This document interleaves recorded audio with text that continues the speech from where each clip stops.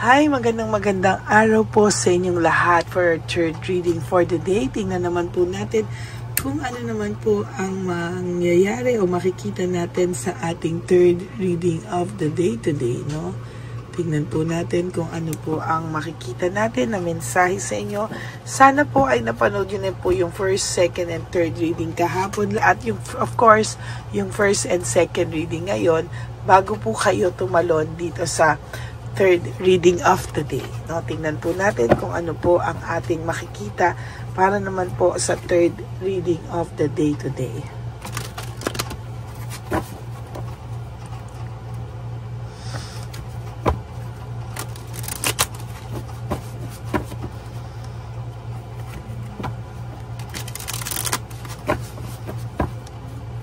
Okay.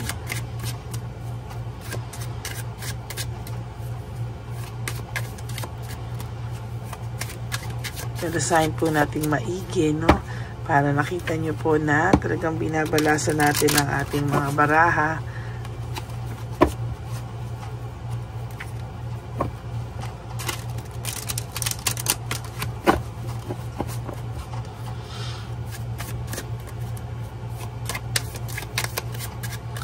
Kamusta po kayong lahat, no? Sana po kayo po ay nasa mabuting kalagayan. Huwag niyo po kalimutan i-hit yung bell, no, para updated po kayo sa lahat po ng ating mga latest upload na videos, yung 1, 2, 3, 4. Hindi kayo mahirapan araw-araw sa paghahanap nito, no? Huwag niyo po i-skip to kasi dito po tayo kumukuha ng energy sa inyong lahat, no? This card or this reading is a timeless reading, meaning kahit kailan niyo po ito mapanood, yun po yung araw na nakatakdang panoorin mo ito, but still yun, kailangan pa rin po, no, mag-connect sa itong reading na to, kaya wag mo pong i-skip from start to finish. Please pakina rin po pati ang ating ads dahil tulong nyo na po yan sa ating channel para sa ating advocacy sa ating mga street elderly. Okay, pili na po tayo ng 25 cards. Oh.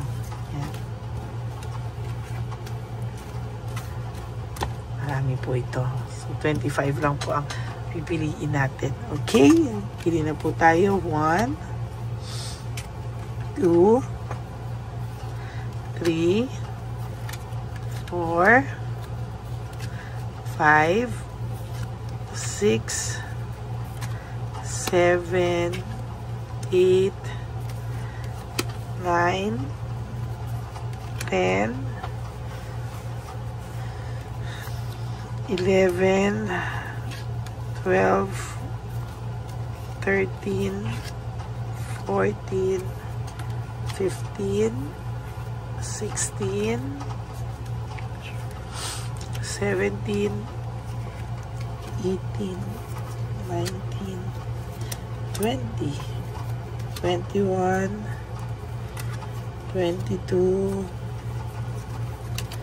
23, 24, and last one, 25. Tabi muna po natin ang ating mga hindi napili.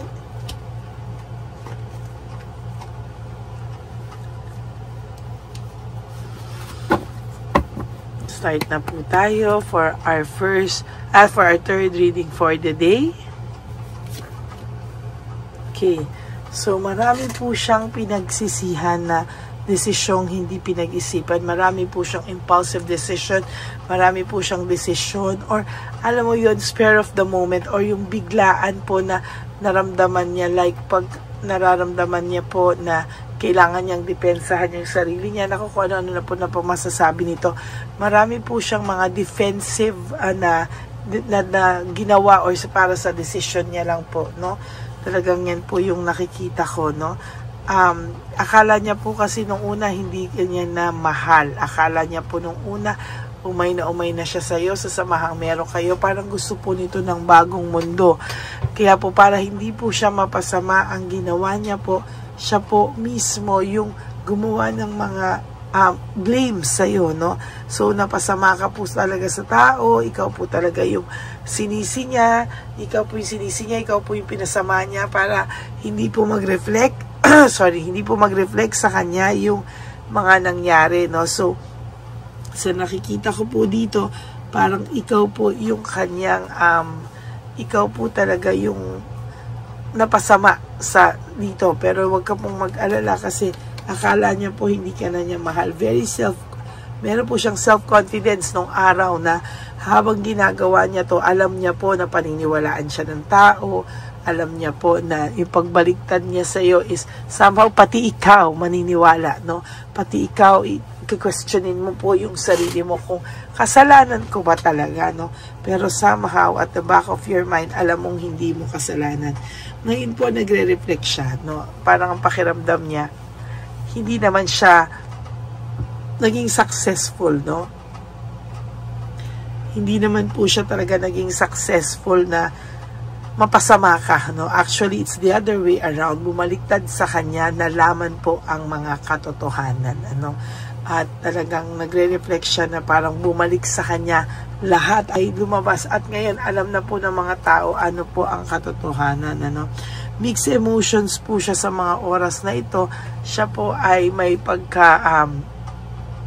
nakakaramdam po ng matinding struggles, no? Siya po ay nakakaramdam ngayon ng masama po yung alam niya po na siya po ang napasama ngayon sa lahat ng mga ginawa niya. Alam niya po na siya po ngayon yung nakakaramdam ng matinding dagok doon sa kanyang ginawa, sa kanyang kalokohan.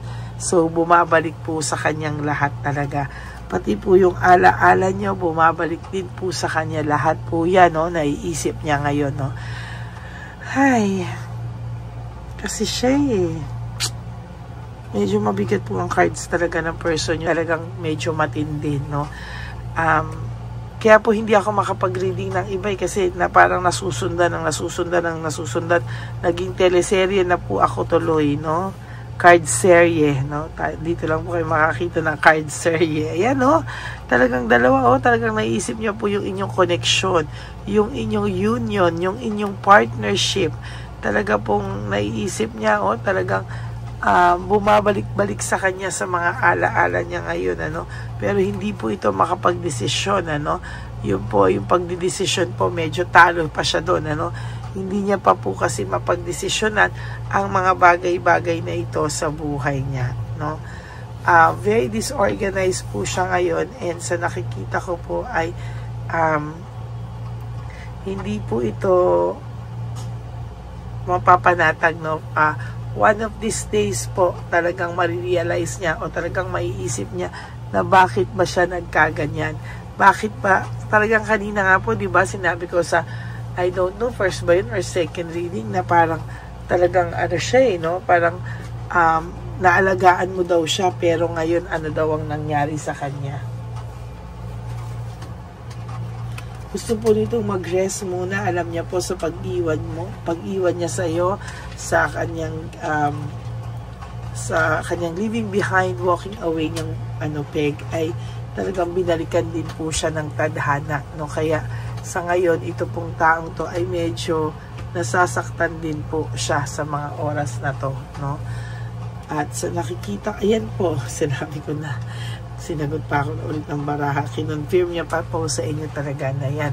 Siya naman po ngayon ang nakakaramdam ng heartbreak, suffering, and grief, no? Talagang hindi niya po alam kung bakit parang nabaliktad yung tadhana, bakit parang siya ngayon nakakaramdam ng ganito, no? Dati ikaw po sinasabi niya ganito, ganyan, pero parang isa pong malaking dagok sa kanya, sa pride and ego niya, pagtatanggapin niya po na namimiss ka po niya kasi siya po ay nakakaramdam ng matinding pagkamiss sa iyo, pero hindi niya po yan maipapakita dahil po sa sobrang pride niya. Ayan, lahat po ng paninira niya sa iyo, lahat po ng pagsasaksak niya sa iyo, lahat po yan ay bumalik sa kanya. Lahat po ay bumalik sa kanya. Ngayon po, lahat po ng paninira niya sa iyo, lahat po ng napasama kanya ay nag-bounce back po at nag-backfire po sa kanya, no? Ayan po, at talagang nakikita na po ng tao, nakikita na po ng mga pinagsabihan niya, ng mga siniraan kanya, nakikita po nila ngayon paano na paayos yung buhay mo, or somehow paano ka umayos, no? Samantalang yung person mo ngayon ay matindi ang pinagdadaanan, ano? Siya po ang gumawa niyan sa sarili niya.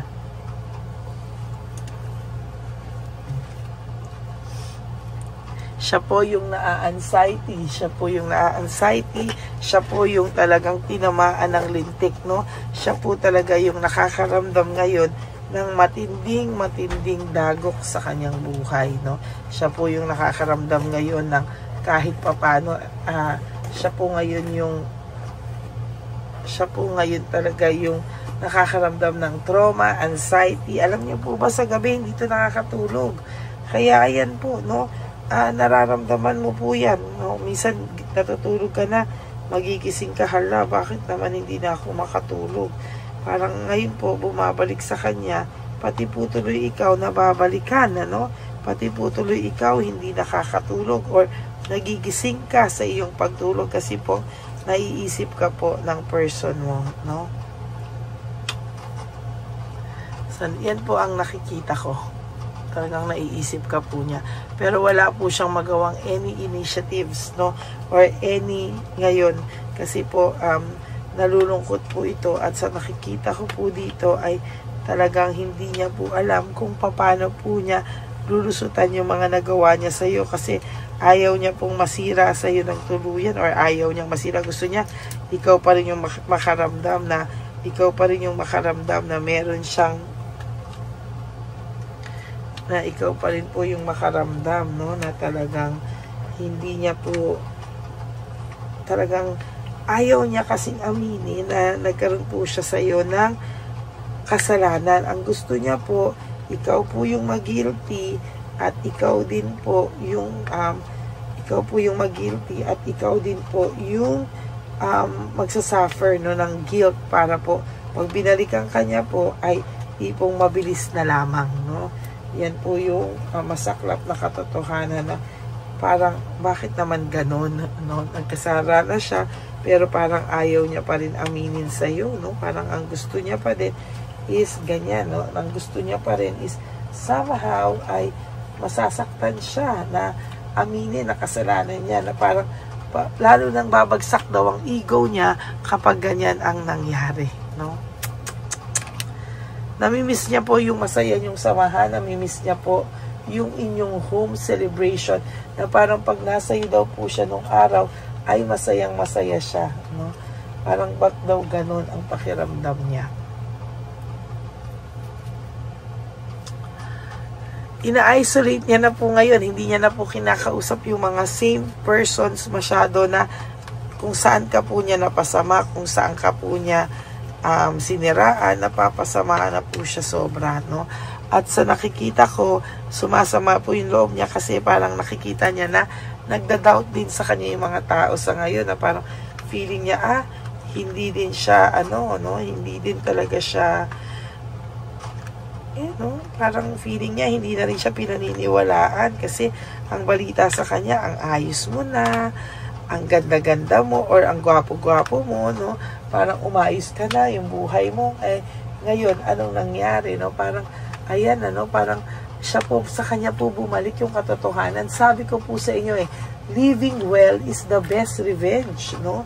Kaya ngayon, nakakarating sa kanya, may mga nakakarating sa kanya na okay ka, maayos ka, siya po ngayon yung hurt na hurt. Kasi pakiramdam niya, hindi dapat ganun, Parang siya po yung naging mukhang miserable, at siya po yung nagmukhang hindi naka-move on sa'yo, no? Sa kanya po nag-bounce back lahat yan. Ngayon, siya po yung gustong lumayo, gusto niya po ng pahinga, gusto niya po mag-isip, gusto niya po mag-contemplate ng mga bagay-bagay sa buhay niya ngayon.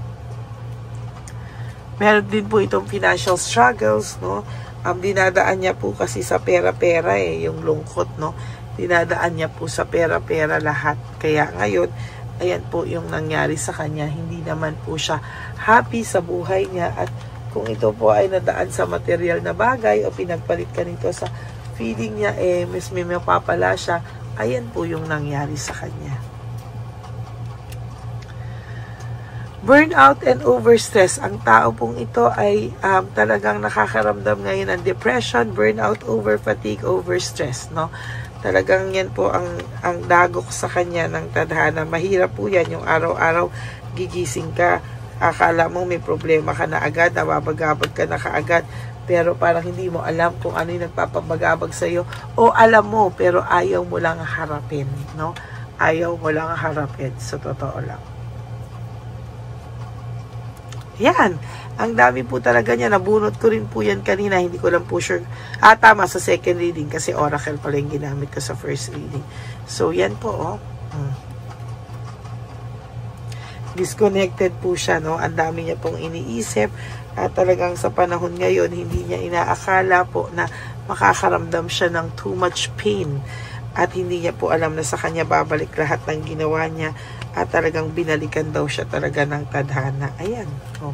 Makulit po kasi siya, o di ngayon, siya yung binalikan ng tadhana. Siya po ngayon yung napasama, no?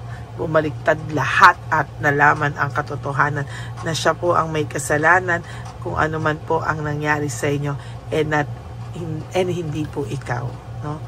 Kailangan po nito ng tulong ngayon. Feeling niya po, siya po ay depressed, no?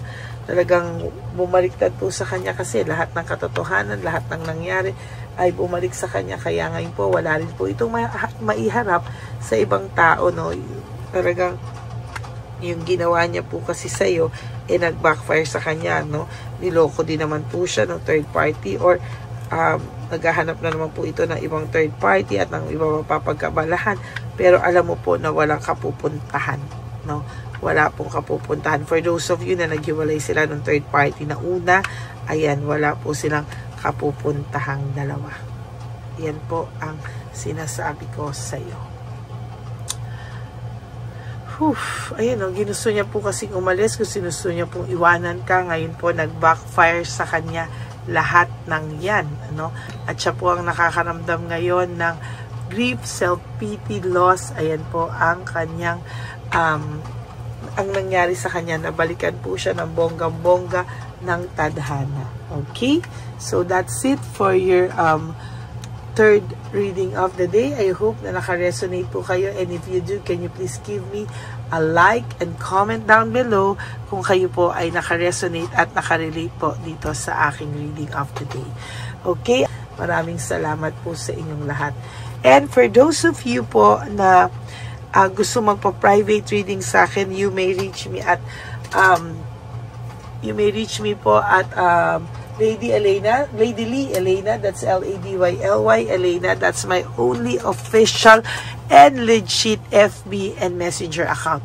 Yung akin pong Messenger FB ay my Lady Lee, may L-Y, pero ang akin pong YouTube channel ay Lady Elena lang, no? So, yun po. Kaya maraming salamat po sa inyong lahat.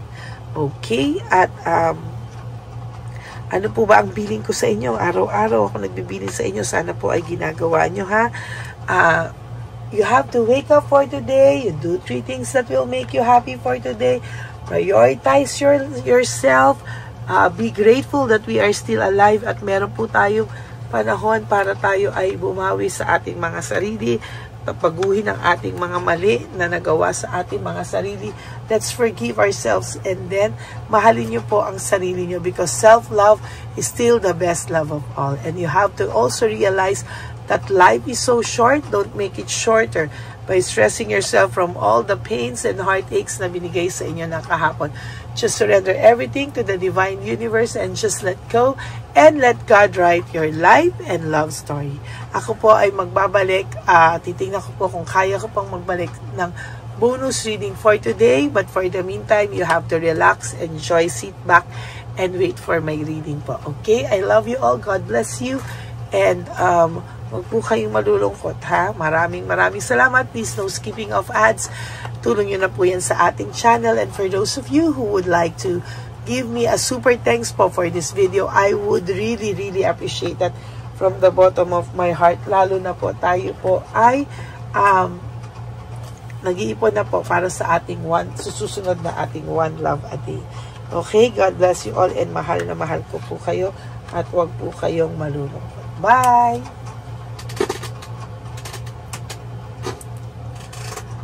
Okay, update po, may nagpanggap pong subscriber natin na Siya po ay magpapahula sa fake na Lady Elena, kaya ayan, hinihingan po siya ng $80 at ang cell po niya ay nabigay at nakuha. Ang pangalan niya po sa cell ay Julian Albert, no? Siya po ay may cell account din, kaya mag-iingat po kayo.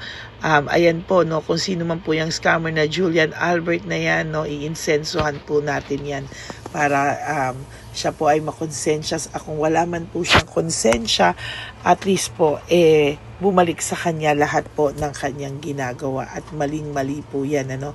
Basahin niyo po lahat yan, makikita niyo po, ayan po ang cell number niya at Julian Albert na yan, ano, para po talagang ma-report din po natin yan na siya ay gumagamit ng cell account na Julian Albert. Mag-ingat po kayo, ayan po yung number niya, ayan po yung pangalan niya. Huwag po kayong magpauto. Nakita nyo naman po, no, napakalayo po ng pangalan ko sa pangalan ng pinagsisendan nyo po ng account o ng pera. Kaya mag-ingat po kayo at beware sa scammer na to. At talagang ayan po, pinost ko po ang kanyang pangalan dito para maging babala po sa inyong lahat. Maraming salamat po. At mag-ingat po kayo, paki-report po ang page na yan, ang messenger niya na Lady Elena. Maraming salamat po and God bless you all. Ayan, sa susunod po makikita niyo yung account niya na i-report niyo. Salamat po na marami. Magandang gabi po ulit sa inyong lahat. Ako po ay muling nagpapaalala sa inyo na mayroon pong lumalabas sa FB at Messenger account na fake account po, no, nang hihingi po ng $25 through PayPal at hindi po yan totoo. Huwag po kayong maniwala dyan. At pag sinabi mo po na gusto ko pong marinig ang boses nyo or makita kayo, ang sasabihin po ay magbibigay kami ng link. Buksan mo yan at pagkatapos ay makikita mo ako. Huwag po kayong maniniwala dahil yan po ay hindi totoo. Yan po ay isang malaking scam na pag binuksan nyo po ay mahahack po lahat sa inyo. Mahahack po ang inyong mga personal details. Lahat ay mahahack. Ako po ay nalulungkot na ito po ay nangyari, ngunit sa talagang may mga tao pong masasama at may mga tao po talagang hindi makatiis na hindi gumawa ng masama sa ibang tao. Pero maging aware po sana kayo, tulungan nyo po ako, i-report po natin yung fake na yan at sa FB para siya po ay mawala na at wala na po siyang mabiktima pa, no? Nandyan po lahat ng details at maraming salamat po sa inyong lahat. Maraming salamat po sa inyong lahat at mag-iingat po kayo.